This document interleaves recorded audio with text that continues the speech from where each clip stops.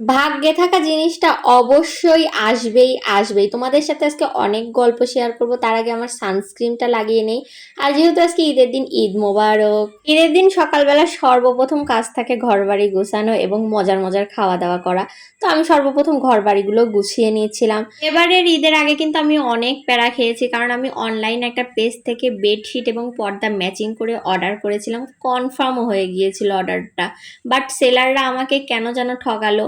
আমাকে অনেক দিন ধরে আসছে আসছে বলে আমাকে ঈদের 2-3 দিন আগে থেকে আর ওরা নক করাই বন্ধ করে দিল। তো আমার মানে কি বলবো, কেনাকাটাটা একদম জুলুমের পর উঠে গিয়েছিল। আমি অনেক কষ্ট করে কেনাকাটাটা শেষ করছি।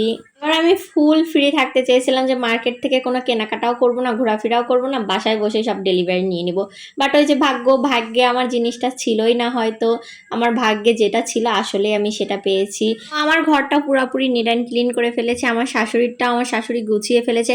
আমার শাশুড়ির বেডশিট এবং আমার বেডশিট কিন্তু হোম টেক্সটের আমরা বানিয়ে নিয়েছি, এবং পর্দাগুলো রেডিমেড ছিল, জাস্ট অর্ডার করেছিলাম, ওরা বানিয়ে দিয়েছে। বিষয়গুলো নিয়েই প্যারাটা খেয়েছিলাম। ঈদের আগে দেখছো আমি ভিডিও খুব একটা ছাড়ি নেই, ছবিও খুব একটা ছাড়ি না, জাস্ট এগুলো নিয়ে ব্যস্ত ছিলাম। আর ডাইনিং কভারটা আমরা অনলাইন থেকে নেবো না জন্য অফলাইন থেকে অনেক আগেই নিয়ে নিয়েছিলাম, এটা নিয়ে খুব একটা প্যারা ছিল না। কুরবানির গোস্ত চলে এসেছে, ভাগাভাগি হচ্ছিল। কুরবানিটা কিন্তু অনেক আনন্দদায়ক, কারণ আত্মীয় স্বজনের মধ্যে এই গোস্ত বিতরণটা অনেক ভালো লাগে আমার কাছে।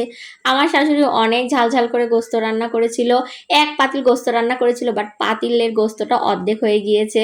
আর এদিকে কুরবানি ঈদ আসবে আর গোস্ত জাল দেওয়া হবে না, এটা কিন্তু হতেই পারে না, কারণ গোস্ত জাল দেওয়া আমার অনেক ফেভারেট।